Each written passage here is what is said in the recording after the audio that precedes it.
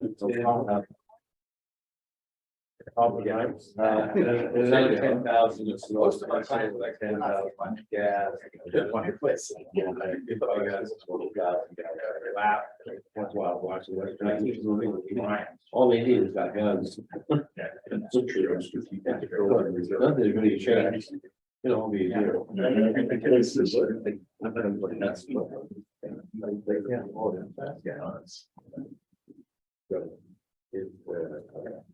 All the people start shooting each other in there.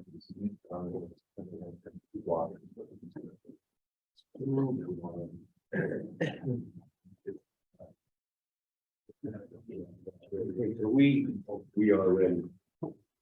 We are there. Okay. I'd like to call to order board meeting number 4-23 held in Idaho Falls, Idaho, and online via Zoom. I'd like to welcome everyone here today, board members, guests in attendance. Appreciate your interest in the water board activities. First item on the agenda is roll call. Mr. Barker. Here. Ms. Cole-Hansen. Here.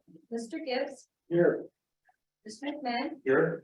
Mr. Olmstead. Here. Mr. Stevenson. Here. Mr. Van Stone. Here. Chairman Raybould. Here. Thank you, Jennifer.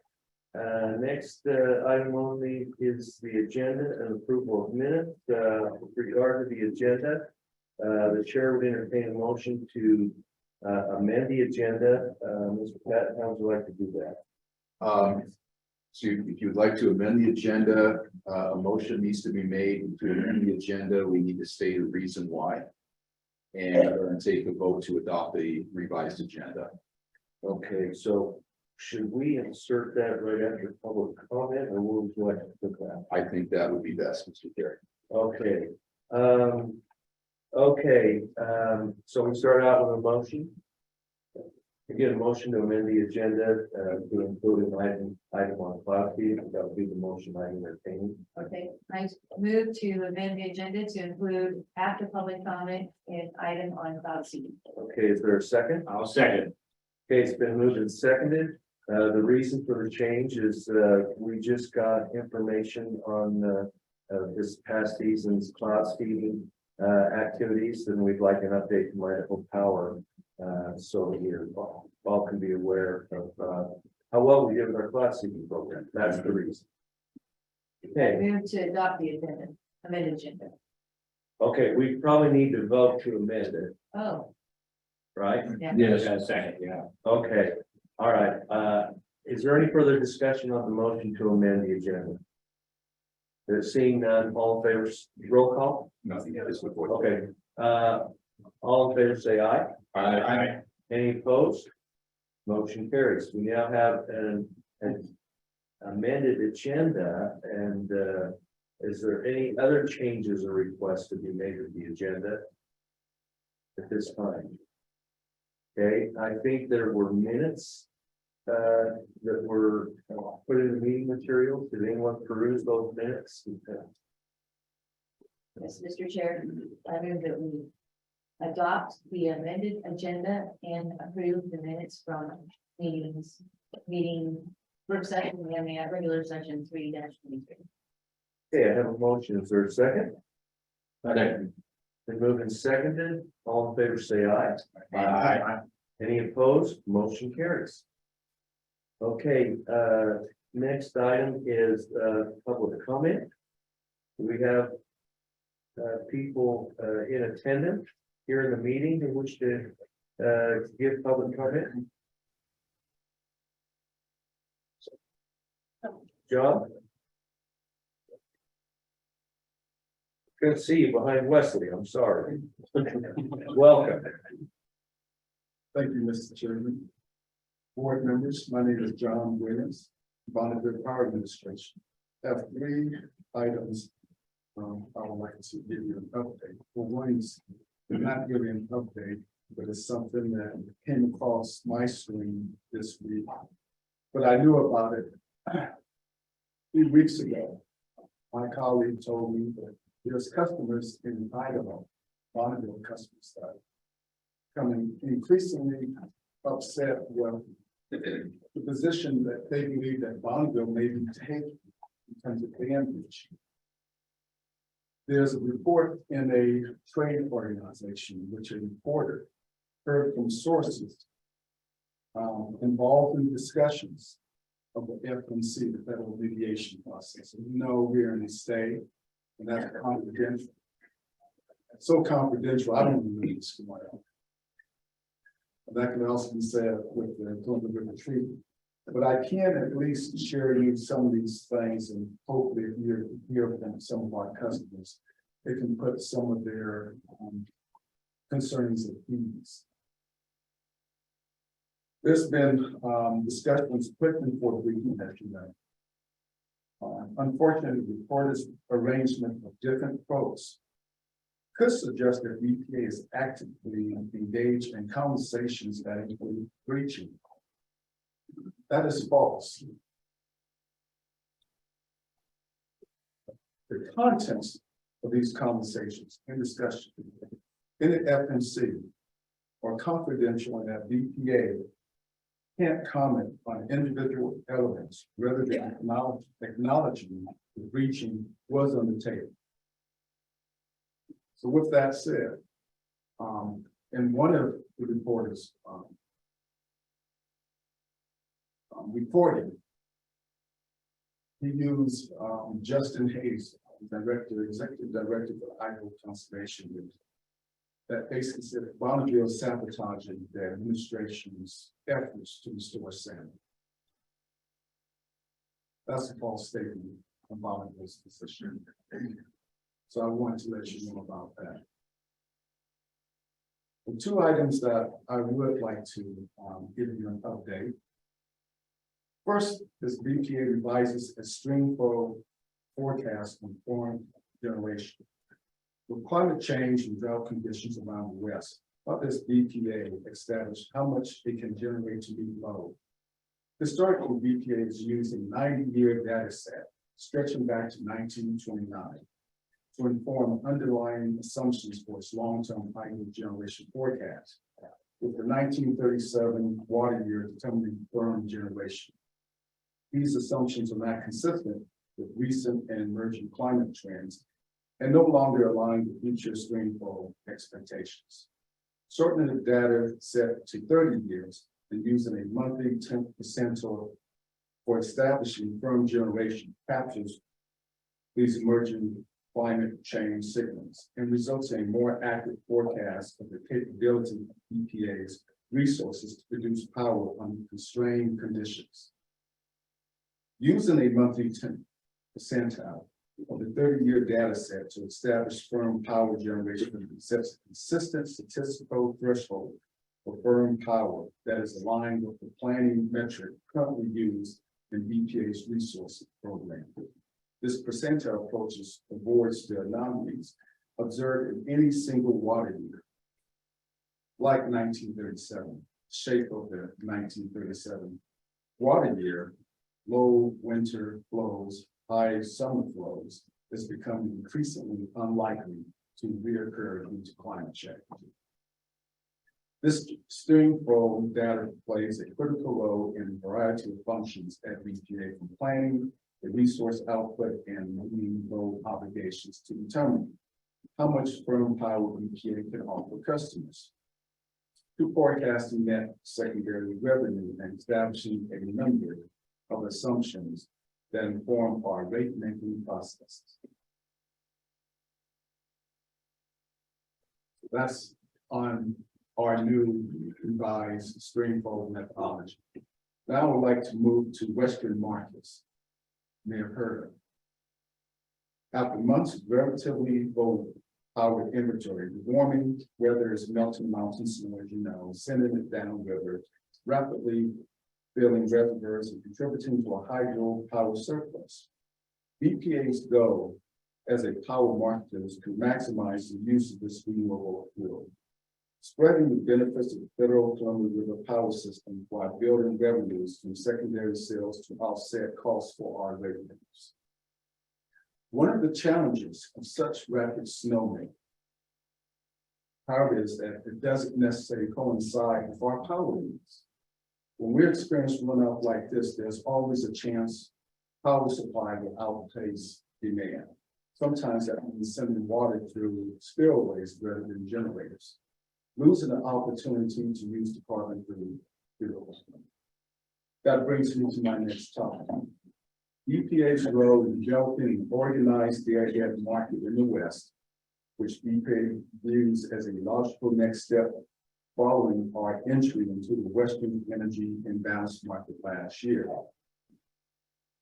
Compared to the Western energy imbalance market, which is a real-time market, a day-ahead market will account for a much larger volume of transactions. It would open up access to a broader market footprint that takes advantage of diversity in loads and resources. That means we have a wider area over which to distribute excess power inventory. With the current water conditions, it could help us maximize and optimize our surplus sales. Conversely, when the federal Columbia River power system is unable to fully meet demand, a day-ahead market will offer a mechanism to help fill those deficits. Now, more than ever, as the West seeks to decarbonize and our resource mix continues to change, we need to focus on opportunities to share resources. Taking advantage of diversity through an efficient day-ahead market can be one part of the solution to these challenges. Utilities transmission operators are facing from efficiently integrating renewables to managing transmission conditions. So this Western market that we're participating in can help both. You likely heard BPA is participating in the development of two market options. One is operated by the Southwest Power Fleet called Winds Plus, and another is operated by the California Independent System Operator called Extended Day-Ahead Market.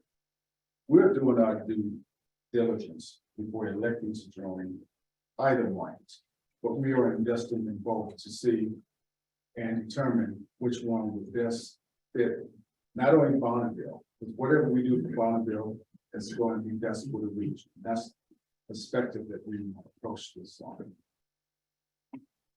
And last, Mr. Chairman, board members, we're in the midst of two things. One, our contracts are expiring in 2028. So we continue to have workshops and continue to have conversations, not only with our customers, but our stakeholders. And with that, the residential exchange program. Those negotiations will start soon. We've been doing workshops. And I have met with the Idaho Public Utilities Commissioners and staff their engagement. With that, that concludes my remarks this morning, Mr. Chair. Thank you, John. Does anyone have any questions for John? Mr. Chairman, John, where's the Columbia River Treaty at with Canada? Is that still in secret? Top secret? From our administrator, John Harrison, we're involved in those conversations and we're moving forward. But there are things that to be seen until I know it's been reported, I think in hearing that things could look like a settlement in August, but I don't know. Okay, the treaty is good through 2024. Yes. Okay. Just wonder, just curiosity. Thank you. Okay. Anything else? Thank you, John. Appreciate you making the effort to come to Eastern Idaho to be with us today. Thank you. Okay. All right. Next on the agenda, we'll have a presentation on cloud seeding activities from Krista Davis, Idaho Power. Got numbers hot off the press.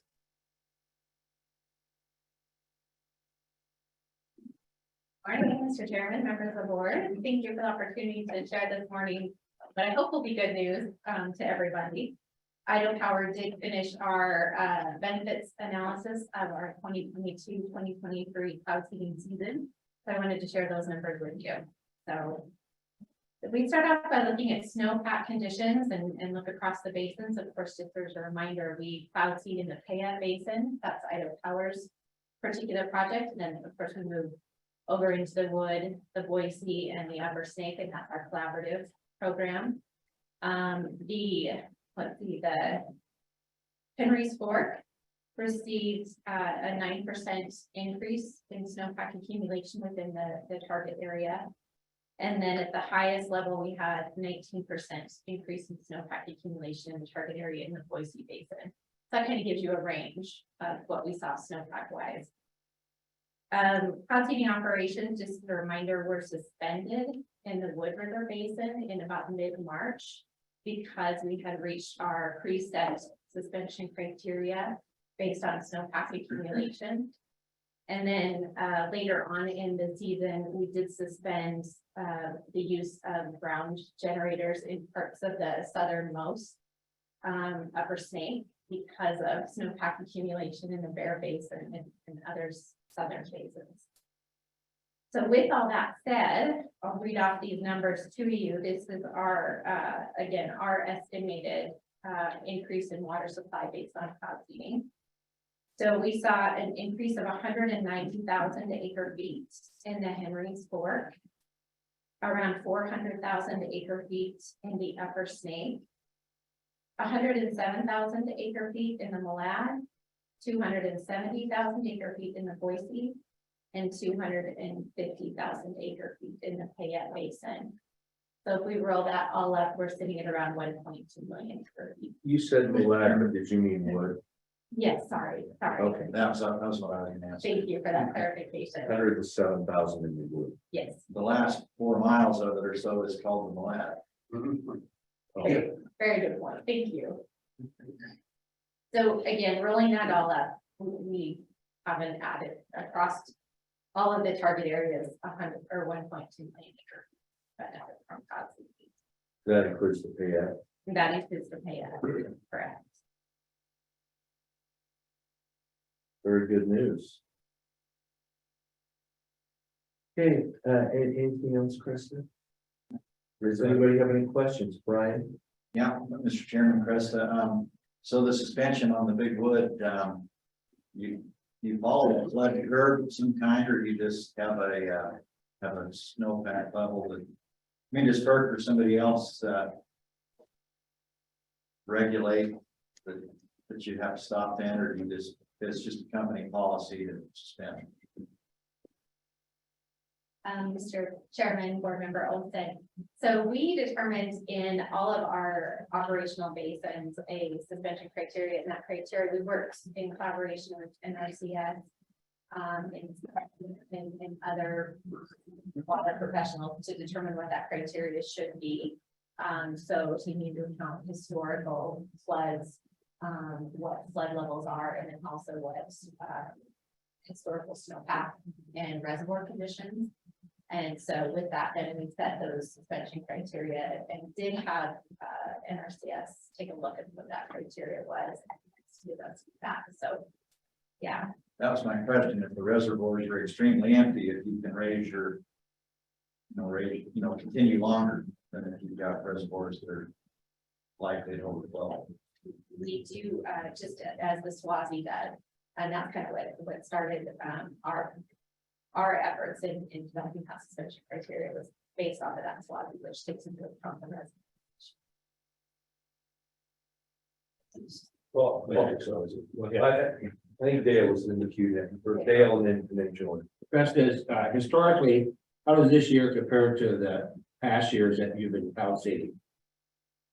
Mr. Chairman, Board Member Van Stone, this was a great year for us. If we look at the last 2 years, we have to have storms to augment storms. In the last couple of years, we just didn't have those storms come through. So this year, when we compare it to what we've seen the last two, was a great year for us. January kind of slowed down a little bit, caused us a little bit of concern, but February and March just picked up. So activity wise, we were close to average on all of our generators. In some areas, of course, because of suspension, we stayed right at that average and didn't exceed. But we also had a lot of opportunity to aircraft, so it was a good year overall. Have you had better years since you've been house seating than this past year? Board member Vanstone, yes, we have in the past, but it's not as evenly distributed as it was this year. I think that's one thing that we saw a lot more of. So we've had great years in the Central Mountains and not so much in the Upper Snake. We've had great years in the Upper Snake and not so much in the Central Mountains. So this was a nice broad mix of all of our partner bases. So. Good, thank you. Go ahead. Krista, have you updated the cost per acre foot for this season yet? I think you reported in previously that it was about $2 per acre foot. I wanted to see if that number had changed. But it's still about there. I'm Chairman Board Member Cole-Hansen. I would have to do some mental math on that one and I will give you a number. But yeah, there would be an update to this year's cost per acre foot. But still $2 to $4 range. And then if you could just tell me once again, and I'm trying to make notes of this because I'm going to be asked this. So I want to make sure I have it right. You said 190,000 acre. Can you just go through your numbers again? 190,000 acre feet in the Henry's Fork, 400,000 acre feet in the Upper Snake, 107,000 acre feet in the Wood River Basin, 170,000 acre feet in the Boise, and 250,000 acre feet in the KS. Isn't it 270? 270 in that place. Okay. And just for comparison with numbers, I remember last year, I think the Henry's Fork was somewhere in the like 33 to 36,000 acre feet. And the Upper Snake was about 130. The total was about 170 in both those in the total Upper Snake. So this is better, much better. Okay. Any other questions for Preston? That is great news. Thank you for coming and sharing that with us today. And making the journey to Eastern Idaho. Okay. Next up on the agenda, we have Anderson Ranch given rate update. Yes, Cynthia will lead off with that update and then I think turn it over to the Bureau of Reclamation. Mr. Chairman, members of the board, I'm going to turn the time over to Lainey Bateman right out of the gate here. I think she's got some interesting new information about progress in the project. As you can see, we're bringing up a presentation that she'll reference regarding the 30% design estimates. So, Lainey, go ahead and turn it over to you. Let us know if you can hear it. You can hear us okay. Thank you, Cynthia. I can hear you okay. And let me ask about a sound check for me. Am I coming through? Yeah. Wonderful. Good morning. Thank you, Mr. Chairman, board members. Appreciate the opportunity to be with you this morning. I am looking forward to sharing updates from the recent milestone that we achieved on this Anderson Ranch Dam Raise project of our 30% design milestone. So with that, Jennifer, feel free to move the slides. Great. So this morning, I'd like to take just a moment to update you again on these milestones. In particular, I'll be describing an overview of what that 30% design milestone looks like. I'd like to talk a little bit about work we're continuing to do on planning operations, water operations during the construction period, and then point to some of our next upcoming activities. Next slide. So it's always worth taking a moment to see where we are within the broad scope of this project. I would like to start by thanking folks who are working very hard to achieve this milestone. We have our reclamation project managers, Chris Keith and Holly Coons, our design teams in Reclamation's regional office and our technical service center, and especially the partnership we have with the Water Resource Board staff. Cynthia and Remington continue to be outstanding to work with as we move through these stages of our project. So here you can see on our timeline, we are at that 30% design milestone for both the dam raise and our reservoir rim projects. I do want to note though, this timeline is noting our position today, but it does reflect the timeline set back in December. We'll be updating that quite shortly to reflect information we've just gathered from the schedule at 30% design. So next step, please, slide. All right, the other piece I'd like to sort of start with by way of foundation is just a quick reminder on what cost estimating, what we mean when we talk about our different levels of cost estimating within Reclamation's construction project process. So we are here now at our percent design phase. And two things that are important to recognize in that is that our confidence level in the designs, as we move through the percent design stages, you'll hear us talk about 30, 60, 90, and 100, is all about incremental refinement of our engineering designs. And with each incremental refinement, we continue to anticipate needing lower contingency percentages calculated into both schedule and cost. Next slide.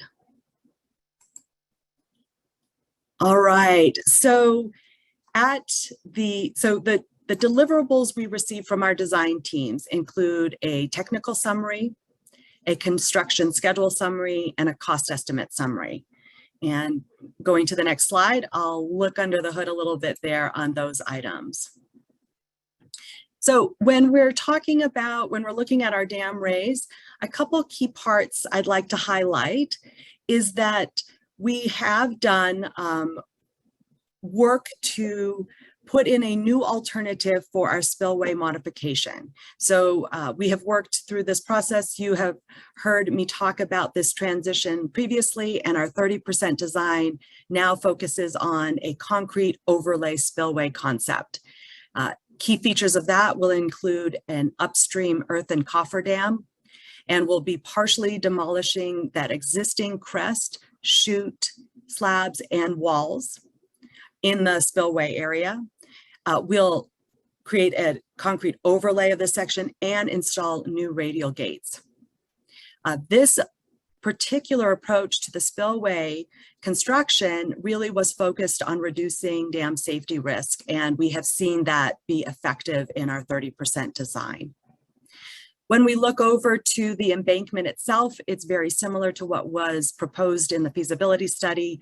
The one difference here is that we will be also developing a upstream bypass road, and this is to allow continued traffic across both sides of the reservoir and river during the construction phase, and it can be compared to our previous concept in feasibility study of a detour route along the Cow Creek Road. Next slide, please. So very similarly, when we look at our technical summary for the RIM projects, you can see here it's a broad portfolio of projects that we'll be doing to accommodate an enlarged reservoir. The designs here generally follow those that were proposed in the feasibility study. The key pieces to note for RIM projects here is we've been able to conduct quite a bit of field work involving field surveys, geological sampling, and assessments, geomorphic assessments. With that information, we have seen some design changes. So for example, we're focusing in on a couple erosion control locations. And as we examined the geology and field data more closely, we realized it made more sense to look to place riprap versus constructing retaining walls, which was the concept in our feasibility study. We have some upcoming next steps you'll see later in the presentation that involve conducting a value engineering study that really takes a look at the project and analyzes whether there are opportunities to gain efficiencies, particularly in cost, but also in schedule. And we'll also be conducting constructability reviews. Those are very important to take the time to analyze our construction schedule and approach to ensure we're avoiding unintentional problems in that approach and our design that we can then rectify in our next design phase. Next slide, please. So when we then look at the 30% design construction schedule, a few things I would like to highlight. The dam raise, we are measuring that time from notice to proceed for a contractor to close out of that contract. And the time frame there has moved up from 3.5 years to 4 years. Again, with the added information that we've developed in our 30% design. However, one of the benefits we do see as we've looked to find efficiencies in the schedule is the portion of the contract and construction time that is around the spillway modification. Here we have moved from 28-month approximate and potentially 3 irrigation seasons down to a estimated schedule of 24 months and 2 irrigation seasons. What's very beneficial about this adjustment is recognizing that here we are continuing to reduce the potential for affecting existing space holders during that construction period. On the Reservoir Rim project side, again, we're continuing to pattern our schedule there to accommodate and adjust and work around the dam raise construction piece. So still looking to work within that same time frame, and the area of focus here is ensuring that we're thinking about how we're estimating our best times of year to conduct the various types of projects and also how we sequence that work. Next slide, please. So here I would like to take a moment to dive in a little bit on the area that we're analyzing about operations during construction. So there are 2 primary ways to consider the needs for water operation adjustments during that construction period. The first being from a dam safety perspective and the other from a flood risk management perspective. So from dam safety, you've heard us previously talk about some of the analysis we have conducted, long-term risk neutrality and construction risk analysis, and the convening of our dam safety advisory team in order to assess dam safety risk. We have achieved an acceptable risk level, and in part that includes a component of developing a larger cofferdam than what was originally identified in the feasibility study. From the flood risk management perspective, it's critical that we coordinate closely with the Army Corps of Engineers. As you, I believe, well know, the Boise system is jointly operated between Reclamation and the Corps, and we need to and are working very closely with them to understand what that water operations would look like from a flood risk management perspective. So at this point, Reclamation has developed what we call a deviation request to the water control manual that is specifically to describe how we intend to operate during that construction period. And at this point, it is under review by the Corps. And we really appreciate the Corps' collaboration and close information sharing and perspective sharing so that we feel confident we have developed a very appropriate deviation request and proposal. Next steps there would be to receive the Corps' response to our request, to ensure we have continued coordination with the Corps throughout the design process, and then ultimately develop a water operations plan and an emergency action plan for that construction period. Well, I don't have a firm number to share with you all today about what any potential reservoir restriction may look like during that construction period. Through this work that we have been doing, particularly the water management groups for both agencies, we are seeing that we are looking at a potential reservoir restriction below those that were identified in the feasibility study. You may recall we proposed or considered between a 55 to a 97,000 acre foot restriction. So again, we see moving forward that would be lower. And also, as I noted previously, instead of a 3-year construction period, we see that now taking place over a 2-year period. Next slide, please. So to costs, and I know this is a particularly, Laney? oh, yes, Mr. Chairman. Al has a question. So Laney, as you know, the water users and the space holders in Anderson are going to be very interested in that space restriction. So when are they going to know what that's going to be? I thought we could get it now at the 30% design stage. They haven't been presented with that information. So when can we tell them that they can expect to know what the restrictions are going to be? Thank you, Mr. Chairman. Thank you, Mr. Barker. So yes, I very much recognize the interest from our space holders. We had the opportunity to meet with them on Wednesday to share with them where we are at in this process. And likewise, as we continue to do throughout this process, continue to communicate with our existing contract space holders. And as soon as we have that response back from the Corps, we're committed to connecting with our space holders. So my question is, what can we tell them about when to expect to hear an answer? Certainly, Mr. Chairman, Mr. Barker, appreciate that. While I don't have a date for you today, what I can recognize is the Corps has committed to us to process this request expeditiously. And I would anticipate we're talking just a matter of weeks, not much longer than that. Thank you. Thank you. Yeah, I think we're good, Laney. Sorry about I was not paying attention. Sorry about that. Oh, no problem, Mr. Chairman. Thank you for letting me know of the question. And I'll be better to pause between slides, and we'll also be happy to take questions at the end. All right. So as we're talking about cost estimates, here's where we're landing today. We are looking at the construction cost estimate at 30% design to be $65 million for the dam raise and $39 million for the reservoir rim projects. And for comparison to our feasibility study, where we estimated $44 million for the dam raise and $12 million for the reservoir rim projects.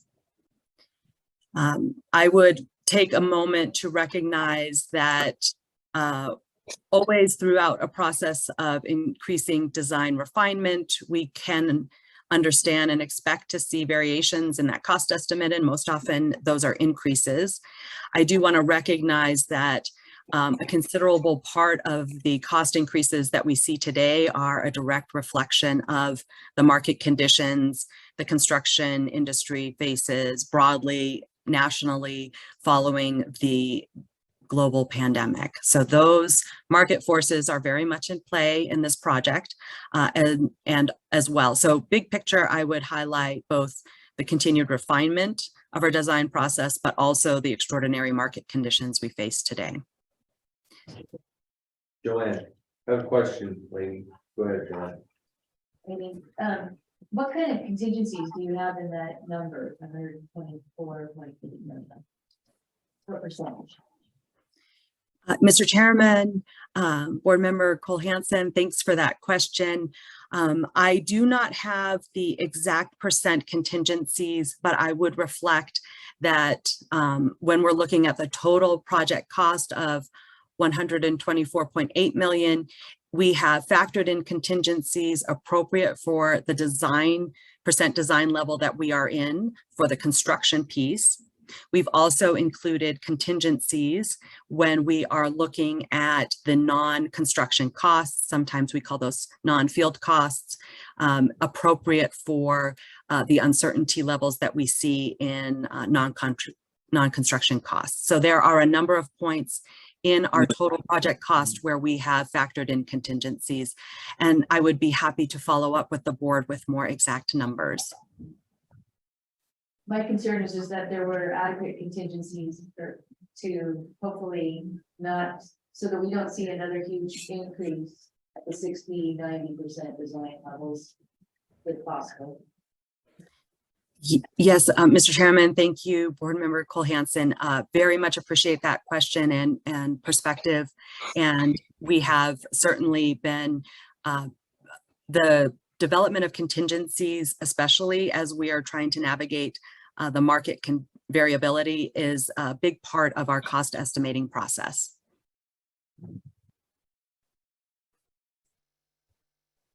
Okay. Oh, Al has a question. On the total project cost estimate, is this 30% design typically considered plus or minus some percentage of the cost? Apologize. Yes, Mr. Chairman, Board Member Barker. So we do not have a numerical plus or minus officially associated with design. It follows that earlier slide that I mentioned where we continue to do progressive refinements in that contingency specific to the construction costs and the engineering component of the project.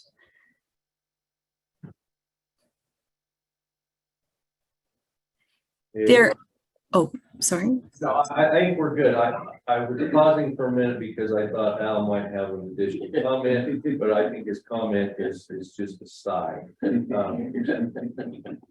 We understand the complexities of trying to forward forecast what costs will be in an uncertain supply market like we have right now.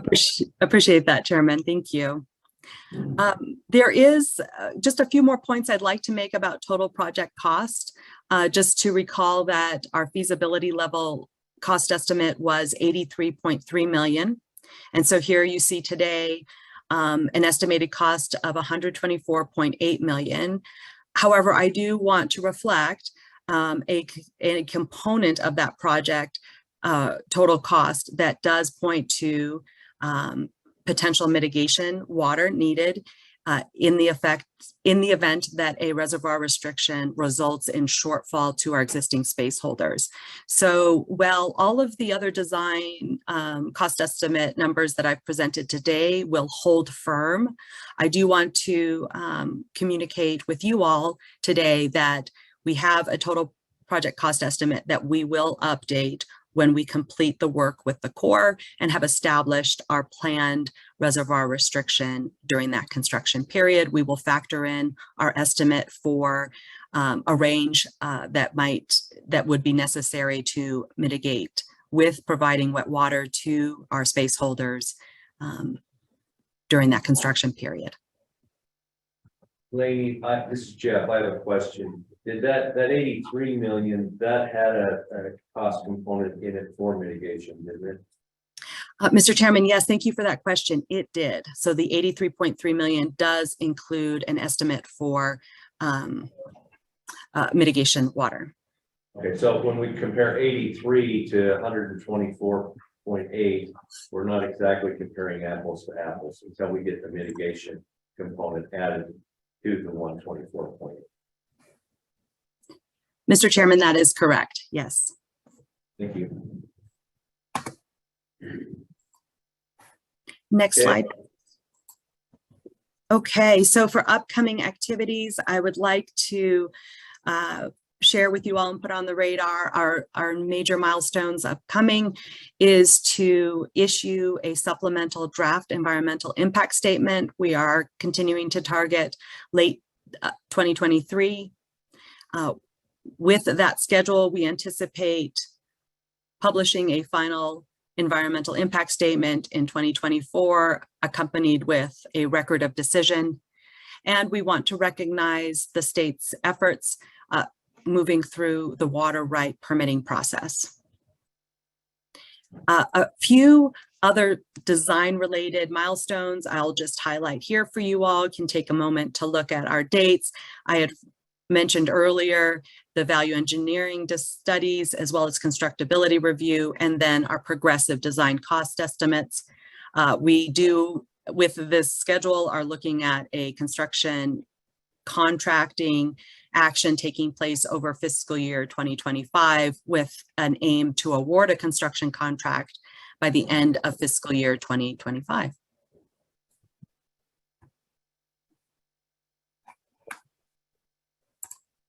Okay, I don't see any hands up. That it's it doesn't seem aggressive, but it probably will be by the time we get to 2025. Mr. Chairman, I agree with that perspective. Okay. All right. Any other questions while we have Laney on the hook here? We're good? Okay. Mr. Chairman, board members, after hearing this information, and as Laney mentioned, I think some of this information has been provided to the space holders in Anderson at this point. I'd like to, I guess, ask the board whether you would like some follow-up discussion, potentially after reclamation has learned more from the work, and whether the board would like to provide the opportunity, I suppose, for stakeholders who've expressed interest in the potential storage from the board, give them an opportunity to hear this presentation as well in a different setting. I wonder if perhaps that could be accomplished in a storage committee meeting.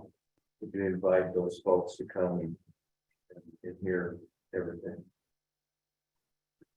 Appreciate that, Chairman. I'm happy to work with the storage committee chairman, Mr. Olmstead, and we'll coordinate with reclamation.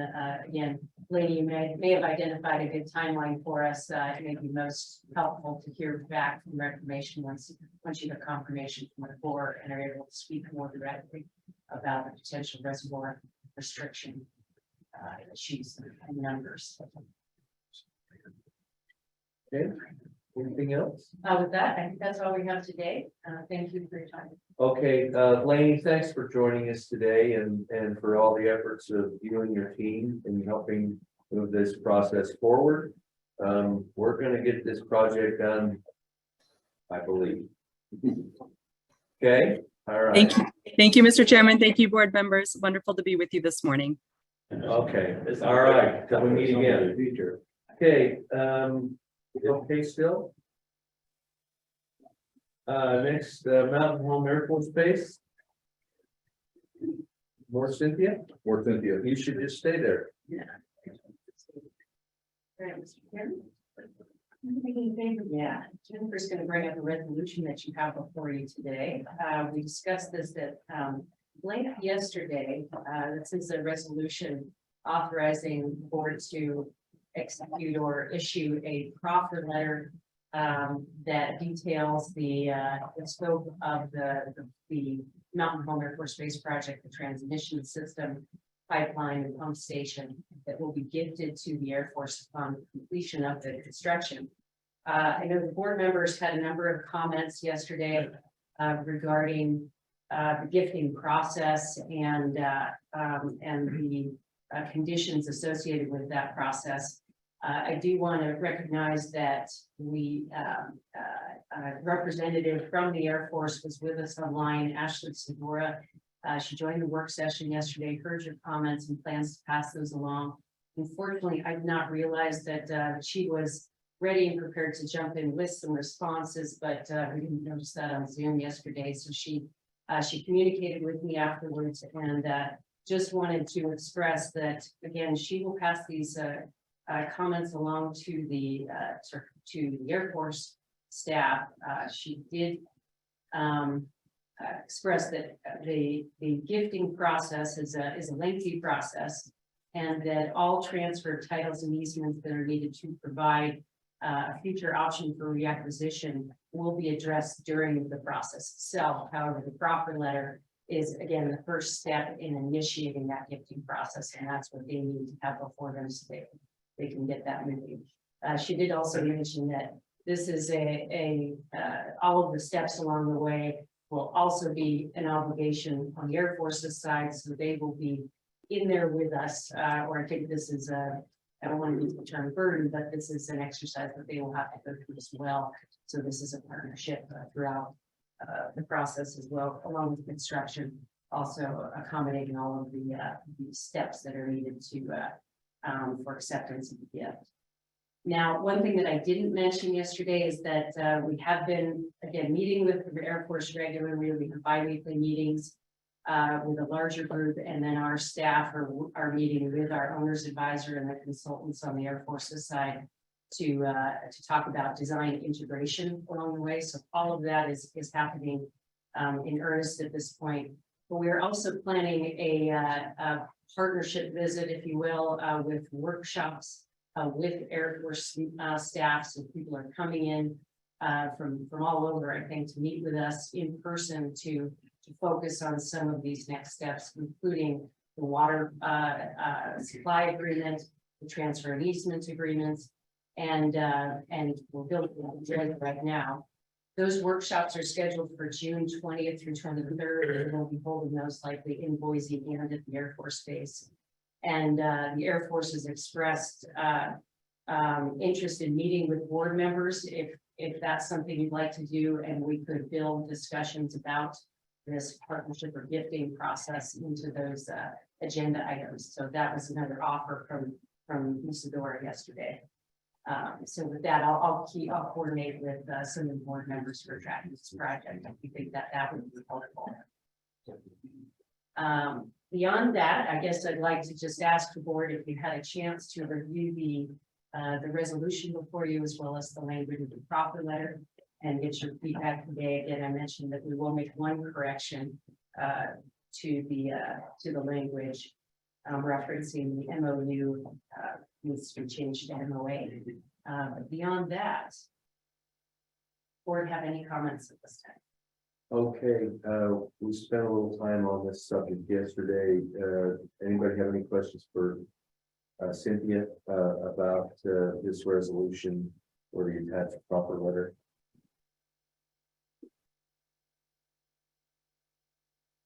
Brian. Mr. Chairman, I move that we approve this resolution and authorize you to sign the proper letter. Okay, moved and seconded. Just to note, the water board chairman will sign the letter. He's expendable. Okay, is there any discussion on the motion? Hearing none, we'll have a vote. I think we'll do a roll call vote on this. Mr. Barker? Aye. Ms. Cole-Hansen? Aye. Mr. Gibbs? Aye. Mr. McMahon? Aye. Mr. Olmstead? Aye. Mr. Stevenson? Aye. Mr. Vanstone? Aye. And Chairman Raybould. Aye. Okay, anything else, Cynthia? That's all I have today. Thank you. All right, next up, aging infrastructure grant. Yeah, Neely Miller will present that information, and I would note it does say aging infrastructure grant 2024. It should really be aging infrastructure grant fiscal year 2024, which starts July 1st. Okay, So, next up. yes. Thanks for the clarification. Morning, Mr. Chairman, members of the board. Today I'll walk through the proposed aging infrastructure criteria and then ask you to set some deadlines for applications as well as budget for this year, for fiscal year 2024. I would mention that the finance committee recommended the attached criteria be adopted by the board. And really the only, see if I can.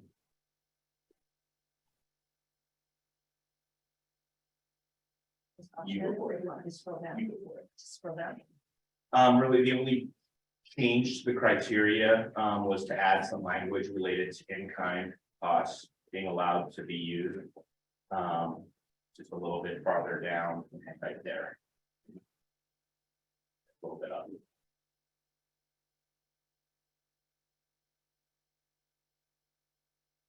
There we go. that first bullet, board grant portion cannot exceed 1/3 of total project costs, and then second bullet, in-kind services can be used for 30% of total project costs, with in-kind, with legal administration in-kind are limited to 5% of total project costs. So it's a minor change to the criteria. There's still a 100-point system for ranking of applications for the competitive ranking. And again, the grant award limit is $2 million. And I have prepared a resolution to adopt this criteria. Once you do that, you would also want to discuss the application deadlines, which staff has proposed, and discuss those specific deadlines after the criteria. Okay, is there any questions on the criteria before we move to the resolution? Brian, Mr. Chairman, Neely, I didn't see it here, but we decided that we don't have that we can we don't have to take consideration of other state, monies in the cost share in the match. Is that in here somewhere, or did we change that in somewhere else? Great question, Mr. Chairman, Board Member Olmstead. That was a proposed change to add it in that state funds could not be used as a match. It had to be non-state dollars. But the finance committee discussed that and I think recommended not moving forward with that language. So no, that's not in here anymore. You can match your grant with other state dollars. Grants or loans. okay, anything else? If you can find it. Yeah, sure. Well, and I suppose the caveat that if those other state funds don't have a restriction on that. Okay, Joanne? Mr. Chair, I move that we adopt the resolution to adopt the criteria for the aging infrastructure grant program. Okay, it's been moved and seconded. Any further discussion? Okay, we'll do a voice vote. All in favor, say aye. Aye. Any opposed? Motion carries. Okay. We're gonna talk about how Yes, we're gonna go about this. we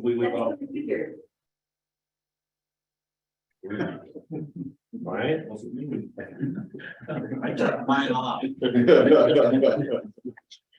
Somebody's serious. No longer a robot. It will gain control again. It's a bug.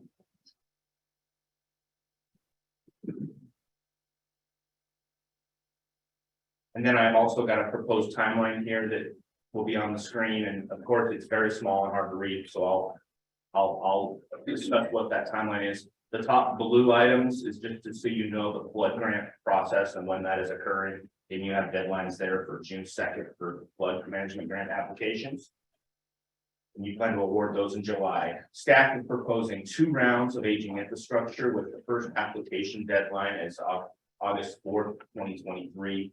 And then that would allow for award of grants in perhaps early October. The second round staff is proposing is a application deadline of December 1, 2023, with awards as early as late January or February 2024. And this was a timeline that I think was supported by the finance committee. So I guess it's up to the board to finalize that timeline, and then we'll update the materials on the web. I think, Mr. Chairman, what would be staff would be looking for here would be a motion to adopt these dates that Neely has laid out, as well as a dollar figure for each of those rounds. Okay. Joanne, Mr. Chair, I move that we adopt these dates, August 4th for the round 1 and December 1st for round 2. For the aging infrastructure with a dollar limit for each round of $12,500,000. okay, I have a motion. Second. Okay, it's been moved and seconded. All in favor, say aye. Aye. Any opposed? Motion carries. All right. Mr. Chairman? Yes. Did that include the deadline for the flood management grants also? I think that's already That's been approved. Yeah. I think that was just to give us references to staff workload, which is immediately added that to this chart. as well, board and finance committee work well. We count. Okay. All right, and I would like to say I very much appreciate staff's consideration in making sure that the board's workload is spread out and not too heavy. I mean, one time. Okay. Next, regional water sustainability priority list project preliminary ranking. Yep, and Neely will present that information as well.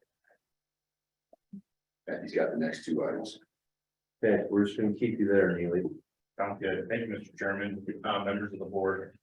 Today, we want to discuss a process for soliciting presentations from those entities that have projects on the regional sustainability, water sustainability priority list, as well as discuss some future, or some funding recommendations or parameters for either planning work or construction. And so on May 12th, the Finance Committee recommended that the board begin soliciting presentations for June 2023, beginning with no more than 4 presentations at 3 finance committees.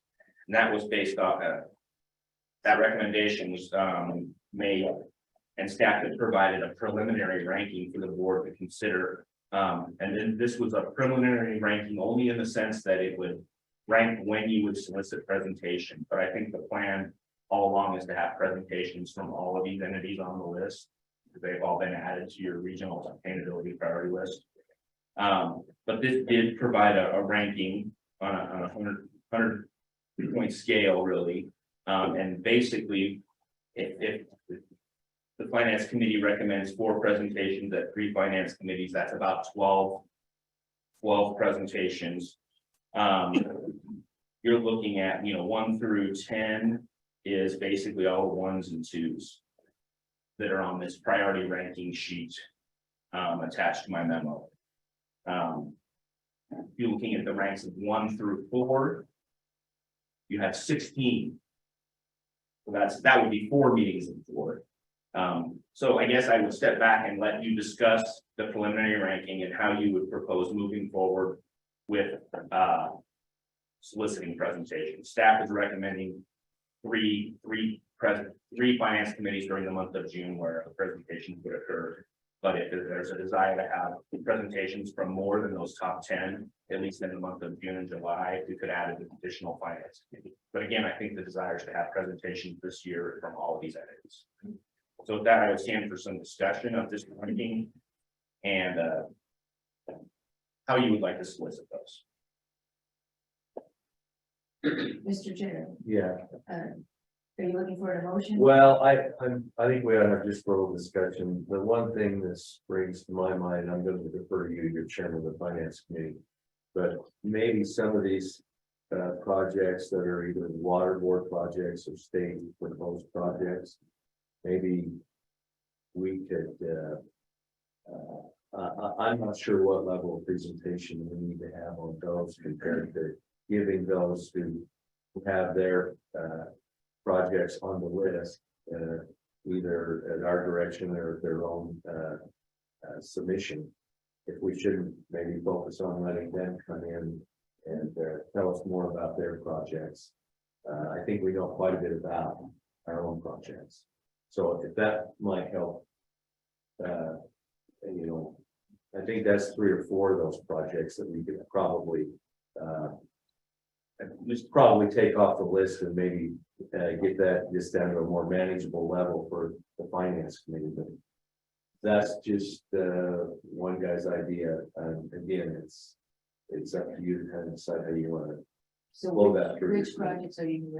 So, Mr. Chairman, there's 16 projects that are ranked 1 through 4 on that list. Yeah, And of those 16, 4 of them are board projects. That's the Board Deck Pipeline, the Lemhi Recharge, the Bear Lake work, and the Upper Valley Recharge. So you have those 16, take those 4 out, you're down to 12.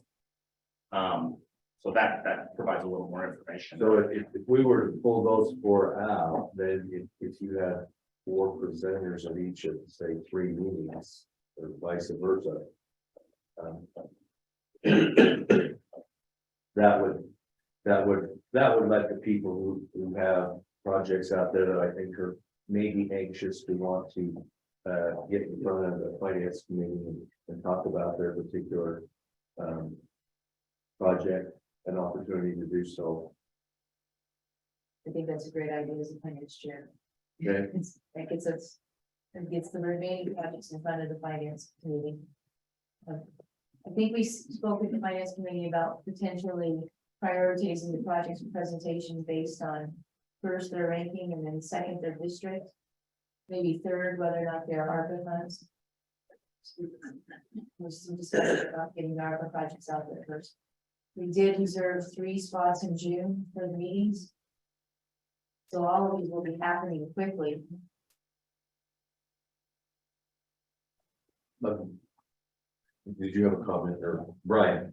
Mr. Chairman, Neely, Joanne, we also talked about, some of the projects are only looking for a planning grant at this time, and those are the smaller ones. Are some of those in the presenter list? Is it the same? It's the same order of presentation, whether you're planning or you're ready to proceed.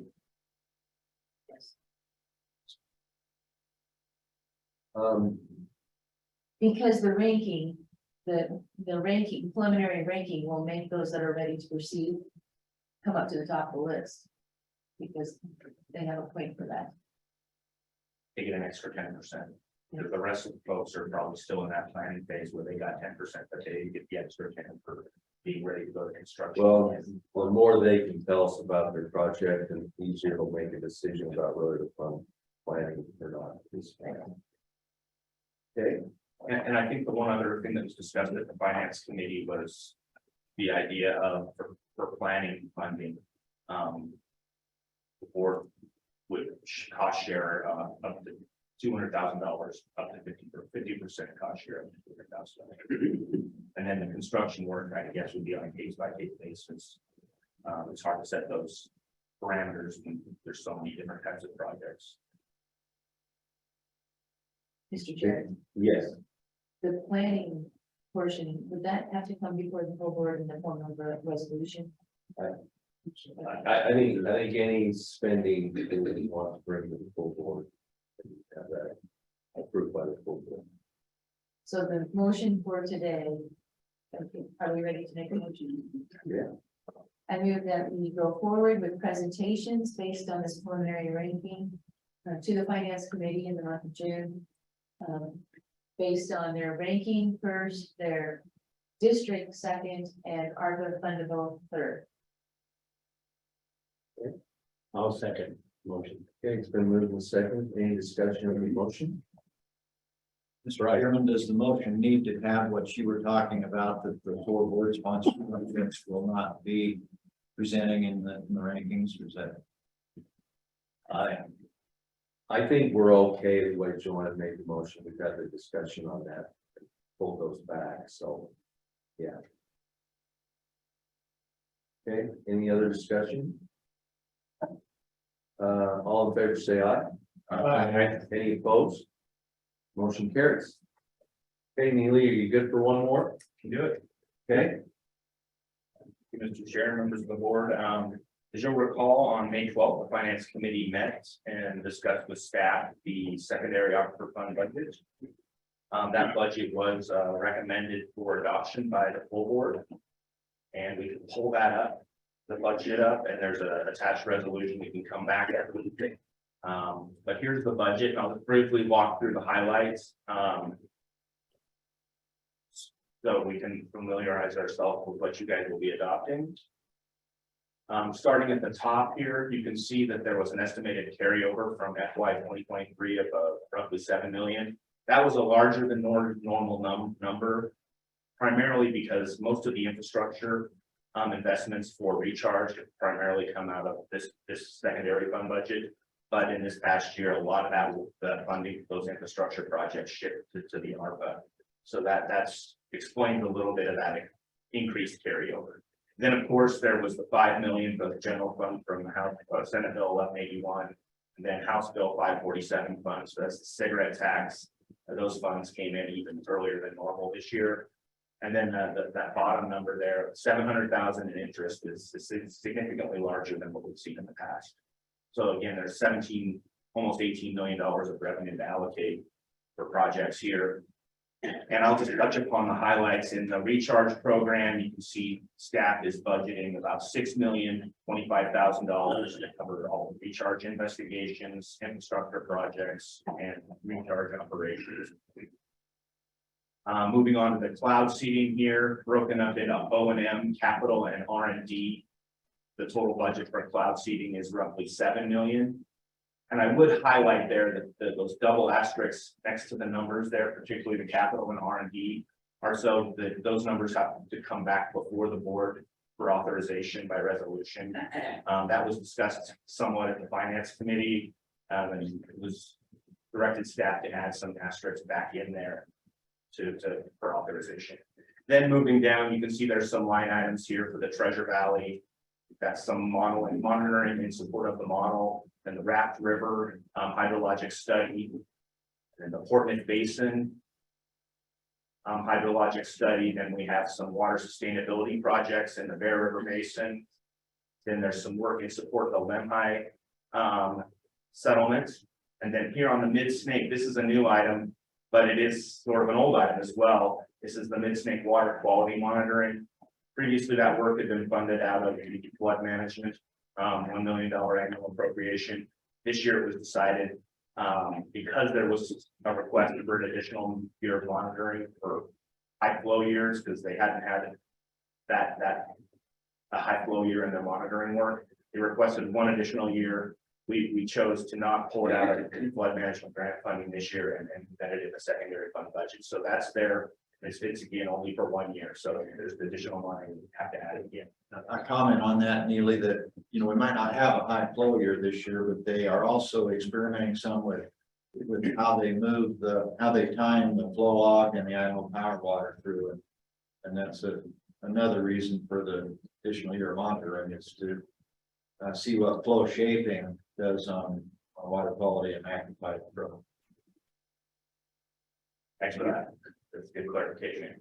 Then there's some monitoring work in support of the big loss model development. Again, that's to the tune of 120,000. Then in the Wood River Basin, we have the conservation infrastructure funds. That's the seed funding in support of the Wood River settlement. Again, that's 3 years, $200,000 a year. So that'll be included next year as well. Then there's the Camas groundwater characterization for 300,000, bringing the total Wood River to 500,000. Then here in the statewide, we have our standard administrative and professional services budget, and this is about $200,000, mainly for media services and federal outreach. And then here is the second item there under statewide is the IT ground truthing project. That's for $1 million. We have scheduled, I think, a presentation at a aquifer stabilization meeting within the next few weeks. So you will get a presentation on that and some more details on that. The statewide total is 1.6 million, bringing the grand total of the budget to roughly 16,080,000, leaving roughly $1.6 million for reserve for work in other priority aquifers. And again, you can see those two asterisks there next to that item is that you will have to pass a resolution to authorize use of those funds. So with that, I would stand for any questions on this budget, and I'm prepared to discuss the resolution if you desire. Any questions on the budget? Okay, seeing none, let's move to the resolution and point out anything in there that you think is pertinent for us to know before we adopt it. Okay, maybe we'll go to the now therefore.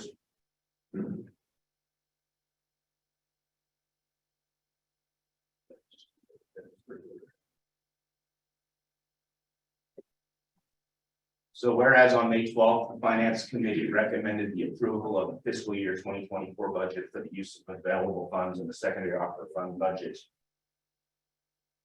Now therefore be it resolved, the board adopts fiscal year 2024 budget for the continuously appropriated secondary fund as shown in attachment A, and that's the budget we just walked through.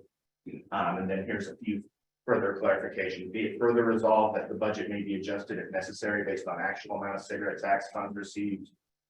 And the carryover, be it further resolved that expenditure for identified ESPA managed recharge operation investigations and engineering for further ESPA managed recharge capacity development may proceed with no further approvals. However, the board will be kept apprised. Be it further resolved that expenditures for monitoring and support of the Treasure Valley and Big Lost groundwater model for statewide surface and aquifer monitoring, professional assistance for securing federal funding, the Lemhi and Bear River water sustainability projects and administrative expenses may proceed with no further approvals. However, the board shall be kept apprised.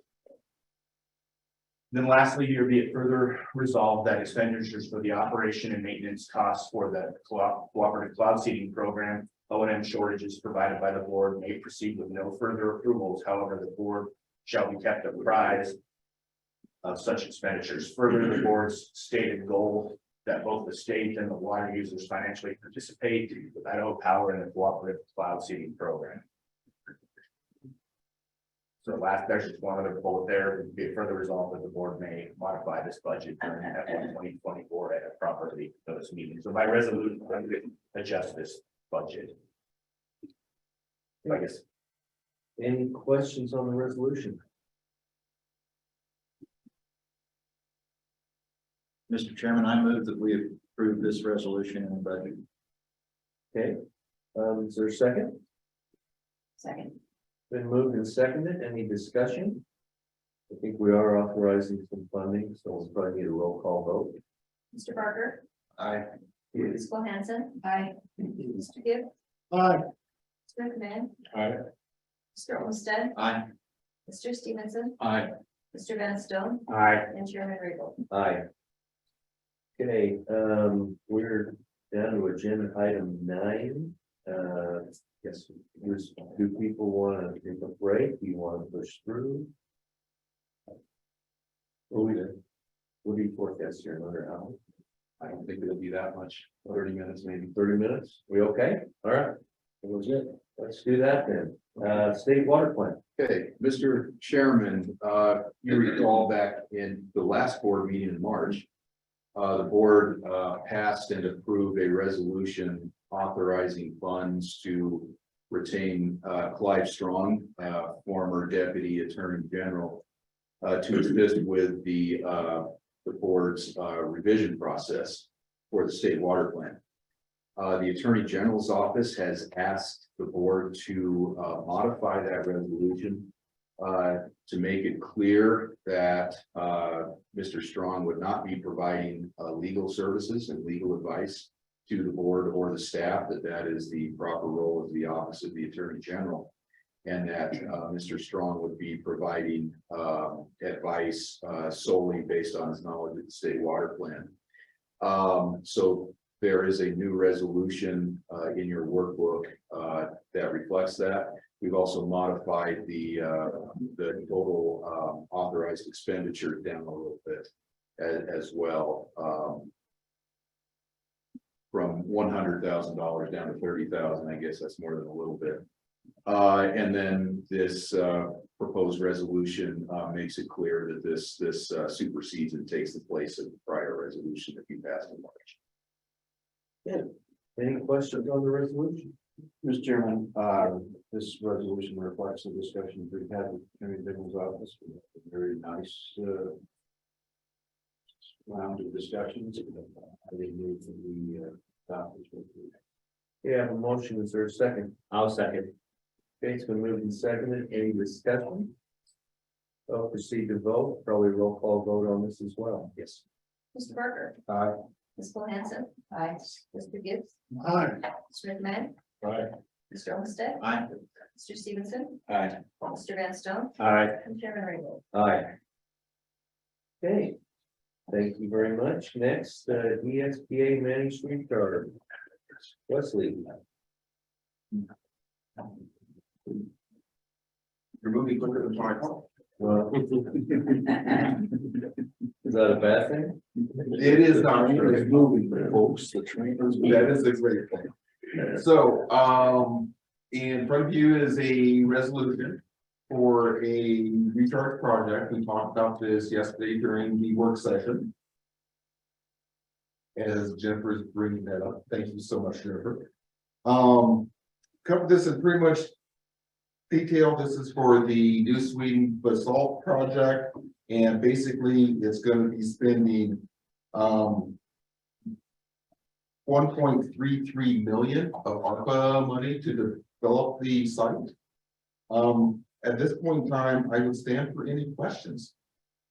Okay, we discussed this quite a bit yesterday. Is there any questions that have cropped up overnight? Yeah, I think we are good.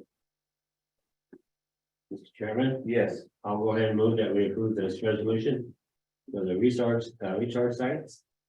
okay, all right, there's a second. Been moved and seconded. Any further discussion? We'll proceed to vote. We roll call vote on this as well. Mr. Parker, Aye. Ms. Cole-Hansen. Aye. Mr. Gibbs, Aye. Mr. McMahon, Aye. Mr. Olmstead. Aye. Mr. Stevenson, Aye. Mr. Van Stone, Aye. Chairman Raybould. Aye. Hey, you did good today. Thank you very much. Okay, next item, Conan Creek Canal Company loan request. Yes, Justin Ferguson of our staff will be presenting this item by Zoom. Welcome, Justin. Oh, Justin. You're muted, Justin Justin. is muted. He's another one of the staff to his desk and not letting him leave Boise because of the workload piling up on his desk. Okay. Thank you for joining us. Of course, thanks for having me. So I've just got one loan application for you this afternoon, or I guess this morning, for Conan Creek Canal Company. They're requesting a loan of $90,000 to reline 6 miles of their canal infrastructure, along with the installation of a SCADA system and some remote operation software. Kind of the quick version, I don't want to keep you all afternoon. They've held, or all morning, they've held loans with the board before, most recently in '96, repaid perfectly without any problems. The proposed project will save about 280 acre feet per year of seepage loss throughout the canal. And they've provided a couple of figures. Let's see, 1,500 acre feet in wet years to about 2,300 acre feet in dry years of estimated savings from this relining. The other goal with the loan is to reduce solar loading inside the stream and reduce temperatures, provide connectivity for fish habitats in the cold water species in the area. The total project cost came in at right about $2.5 million. Of that, they were awarded an aging infrastructure grant for $500,000. This $90,000 loan is just kind of the last piece. They were able to fund 96% of the project with grants. So that was pretty neat. I thought that was important just to highlight. The loan will be done at 7.5% across a 15-year term with a 6-month average in their savings account of $32,000. So with the estimated annual payment, they're able to they've got 3 years of payments already secured, and they've provided a resolution to raise shareholder assessments to continue growing that account throughout the rest of the term. Let's see, as security, we're authorized to hold a lien against the water rights, the shareholder assessments, and they've also provided that cash account in case something happens. I think past that, I will stand for any questions. I had talked to Mr. Reynolds this morning about jumping on, but it sounded like they were stuck out in the field getting seed planted, so I'm not positive he made it on. Okay, Mr. Reynolds on. He should be planting his potatoes. So we'll all have potatoes next year. That sounds about right. Okay, board members, do you have any questions on this resolution for the loan? Okay, I'd entertain a motion to adopt the resolution. Mr. Chairman, I move that we adopt a resolution for the loan. Okay, is there a second? Second. Been moved and seconded. Any further discussion? Seeing none, we'll proceed to vote. Jennifer, if you could please. Ms. Parker, Aye. Ms. Cole-Hansen. Aye. Mr. Gibbs, Aye. Mr. McMahon, Aye. Mr. Olmstead, Aye. Mr. Stevenson, Aye. Mr. Vanstone, Aye. and Chairman Raybould. Aye. Okay, motion carries. All right, thank you. Yeah, okay, thank you, Justin, and I guess it's time to get back to work, huh? Yeah, You know it. okay, all right, we'll see you next time. Yeah. Okay, next on the agenda, administrative rules update. Is that you, Matthew? It'll be quick. Hey,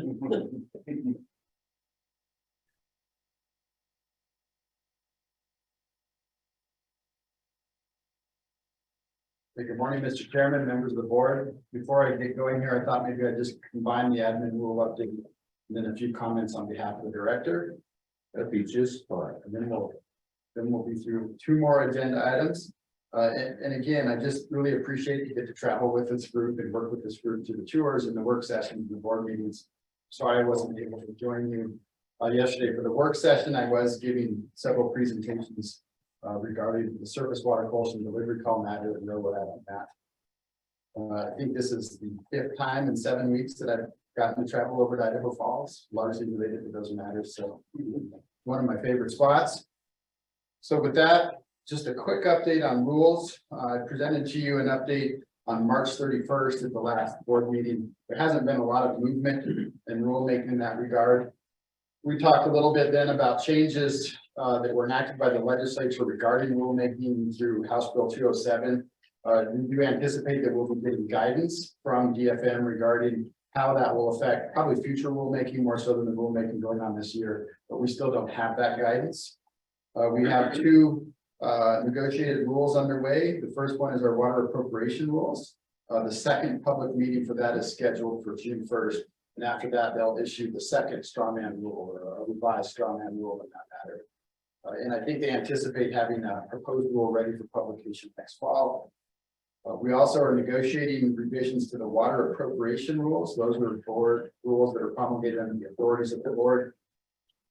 They have their second public meeting scheduled for May 22nd, so next week. After that, they will too be issuing an updated strawman rule. And I think they still anticipate having a proposed rule published in October as well. With that, I thought I'd move on to a few other matters to discuss. I'm just gonna pause for a second and ask the board members if they have any questions about the proposed rules. I didn't think they would, but I wanted to give them that opportunity. I appreciate the lack of questions. Okay, all right, thanks, Matt. We may continue.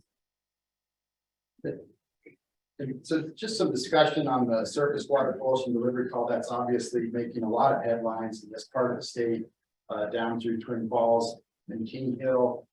It's preoccupying a lot of resources at the department right now. You've heard many updates on this delivery call. It's been ongoing since 2005. There have been a lot of changes to the way the department carries out this delivery call and curtailment. And there have been a series of methodology orders that have been issued by at least 3 directors at this point regarding the rule book for carrying out this delivery call. And in April, the director issued the most recent amendment to that methodology. It's the 5th amended methodology order. And then that methodology order got applied to the current water supply conditions in the as applied order, April as applied order. And then because the changes in that 5th amended methodology were deemed significant by the director, he issued a hearing scheduling order setting a hearing to hear about from all the parties the changes to that 5th amended methodology. That's set for June 6th and June 10th. And then he also issued order finding that IGWA breached under its 2015 settlement agreement in 2021. So those are 4 orders issued by the director in the first 2 weeks of April. The breach order has been appealed, so we're going to be sending that up to the district court. We're preparing for the hearing on June 6th. And when I say we, I mean significant folks in our technical services group and in our legal group. I was just counting all the filings that have come in since Gary's pre-hearing conference on that matter on April 28th, and we're upwards of 50 filings. So it's taking a lot of bandwidth right now to process and respond to those. And those are motions for various activities leading up to the hearing. Those are requests for discovery and deposition and document presentation. So it's taking a bit of work. Still, we think we'll be ready for that hearing. And that methodology made two primary changes to the way they carried out. It changed what's referred to as a baseline year, and the new baseline year results in larger and more frequent injury determinations. And then it changed the way that the models used to calculate the curtailment date. And so we calculated a curtailment date of 1953 to go along with the 75,000 acre foot injury determination in that equal as applied order. So there would have been about 800 or 900 rights not covered by a mitigation plan had we gone forward with curtailment, but the director suspended that curtailment pending the hearing and issuance of a decision following that hearing. So that probably puts a decision coming out towards the end of June, July 1, which is when we typically issue the July as applied order, and that's the case matter. So probably there'll be more decisions coming out of the department in and around the first week of July. And of course, those decisions will depend on the hearing and what takes place there, and then the ongoing development with climate and water supply conditions and crop conditions.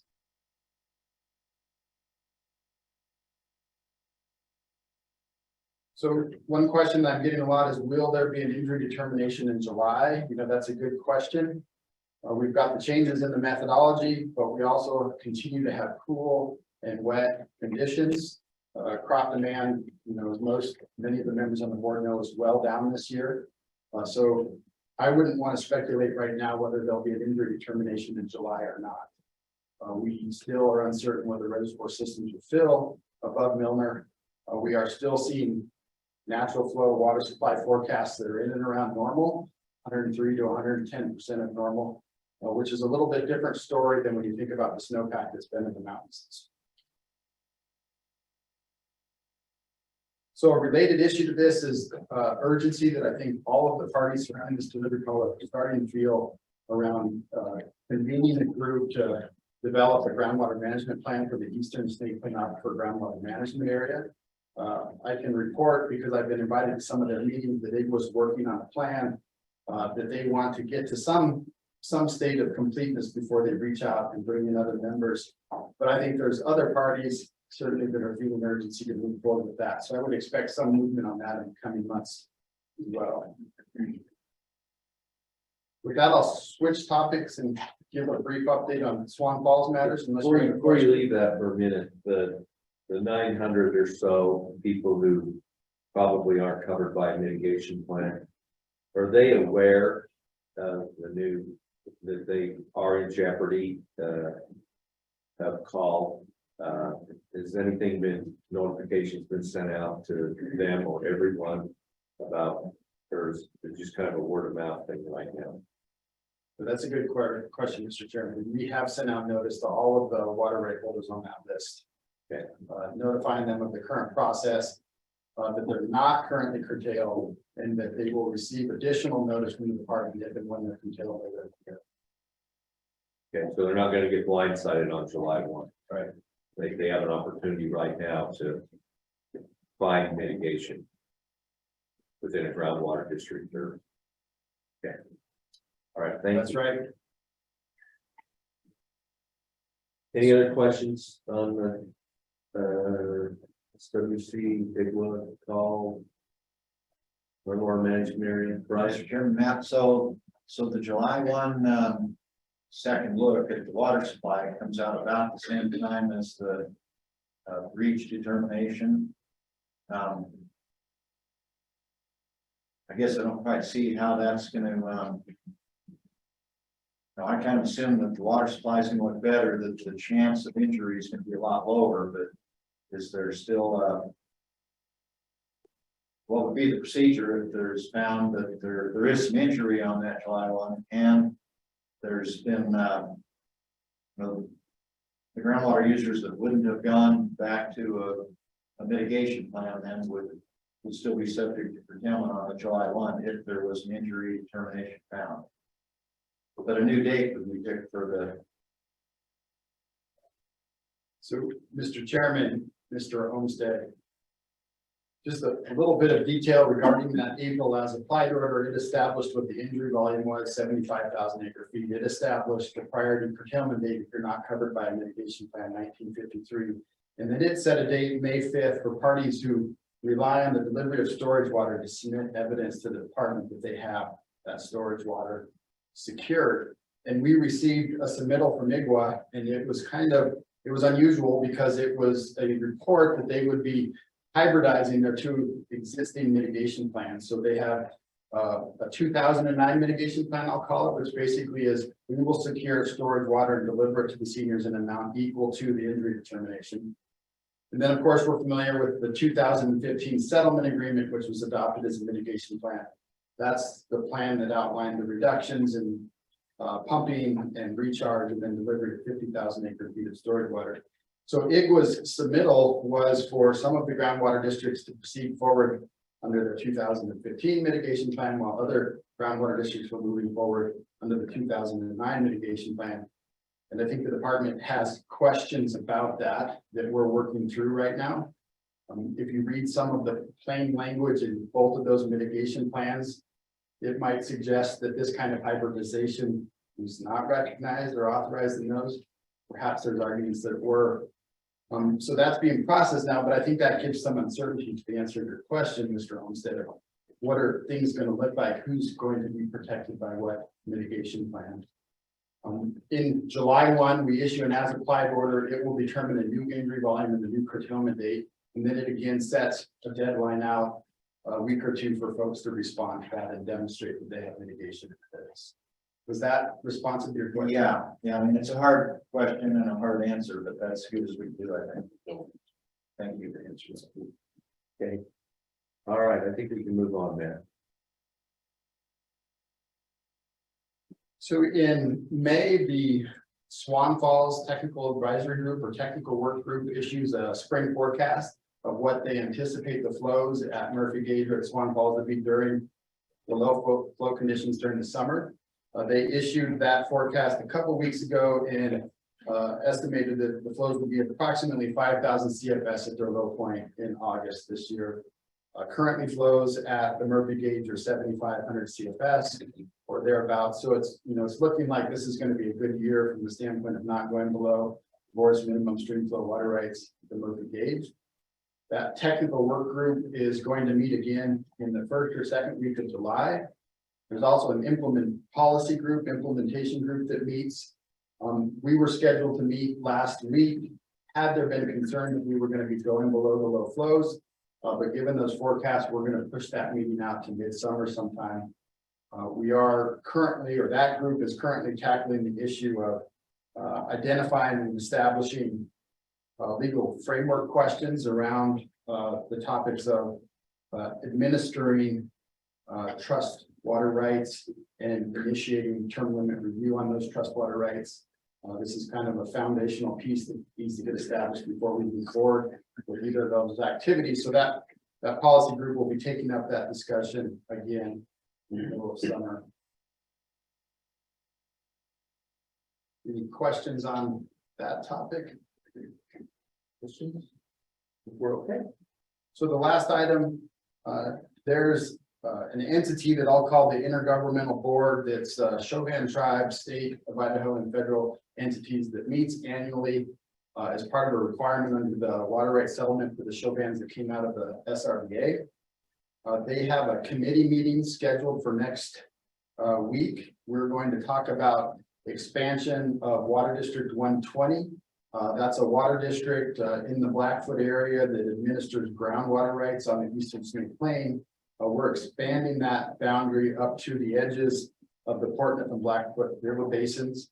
And there are potentially a few state-based water rights held by the tribe that are impacted by that. So we're going to be discussing that. We're also going to be talking about the department's plans to stand up a new water district in the Portland River Basin, or perhaps multiple water districts, which would again be focused on administering groundwater rights in the Portland.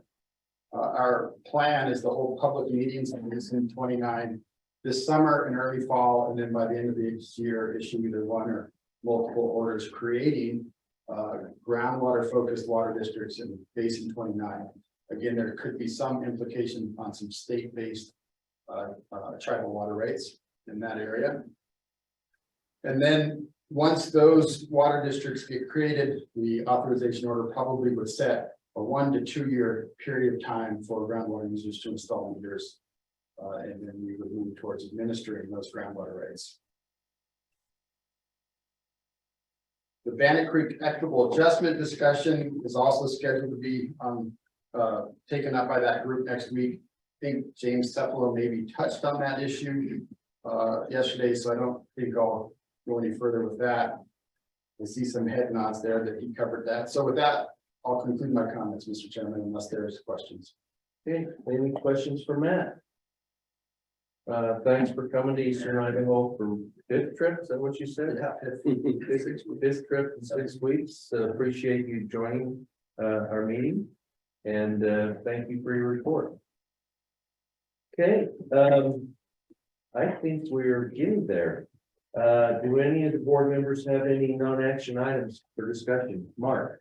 Thank you, Mr. Chairman. I think you all received the email yesterday from the lady in Inco. Yeah. And I just dropped her a note saying I would bring that up today for a discussion. I don't think there's any place for that water to go but downhill, and I sympathize with her plight, but I don't know that there's anything we can do for it. But I did want to just bring that up.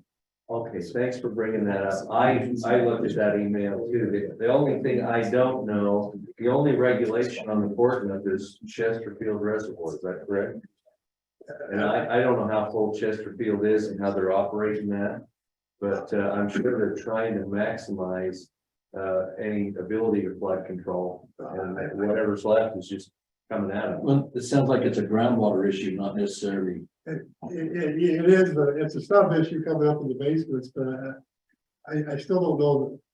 She's hoping that we can divert water upstream and alleviate part of the problem, but until like, and I don't know if those local canal companies have started taking the water out, but they're going to very shortly.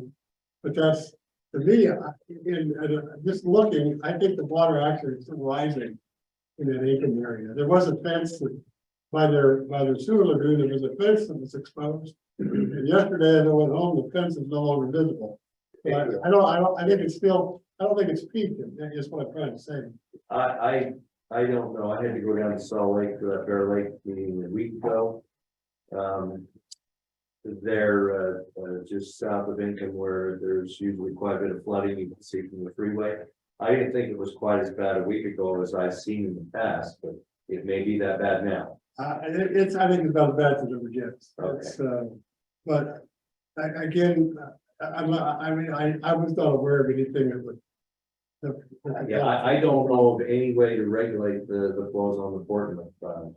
Just anecdotally, on my way home last night, I noticed in the river bottoms there by the Henry Sport, local rancher had ventured out into his pasture and looked like got his pickup stuck. Took his payloader out and pulled his pickup out, got it stuck. Took his backhoe out. There was a backhoe, a 1-ton truck, a payloader, John Deere tractor all stuck, and another John Deere tractor circling, wondering what to do. Unfortunately, we've all been there too. Yeah, this happens from time to time. So the water table, I can report that the water table in the right near the Henry Sport is equally as high. Okay. Any other board members have anything they'd like to bring up?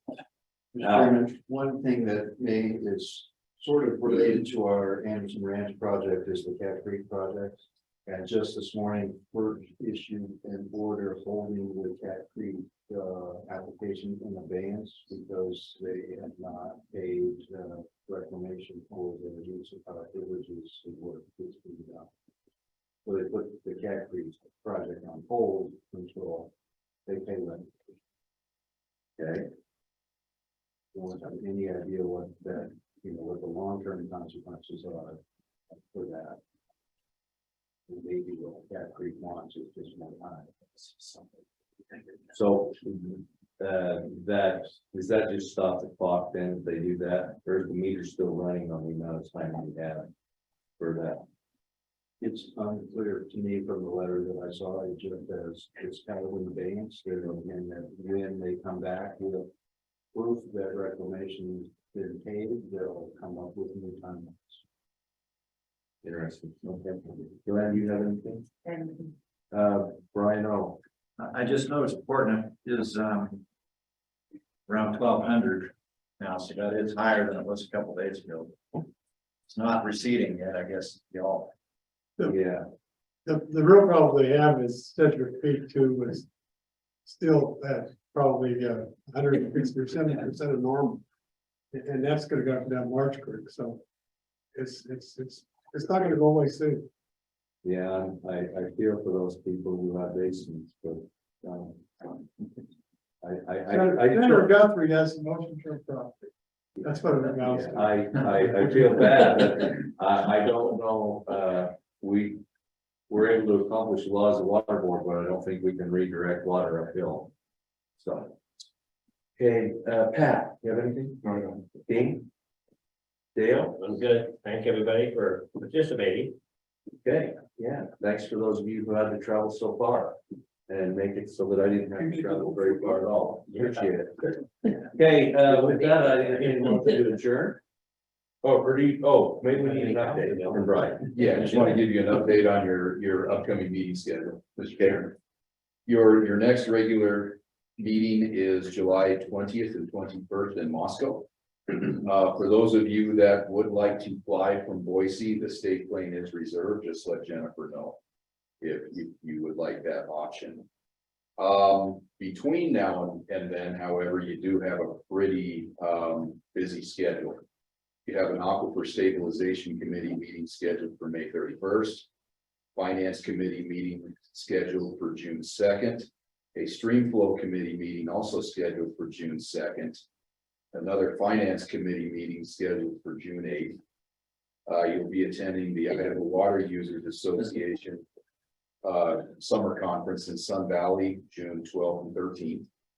Another Finance Committee meeting scheduled for June 14th. The chairman and vice chair will be taking a trip to Washington, D.C. the week of June 19th through the 23rd. Mr. Limbaugh's still working on an itinerary for that one. You have a cloud seeding committee meeting scheduled for June 28th. So you have a fairly busy couple of months coming up. Okay, any more good news? Hopefully, most of those can be held by Zoom. Okay, all right, we got a lot of work to do and look forward to getting it done. Now, I can entertain a motion to adjourn. Okay, do I have a motion? I so move. Second, been moved and seconded, all in favor say aye. Aye. Any opposed? Motion carries. Thank you one and all. Very efficient meeting, thanks to staff for that.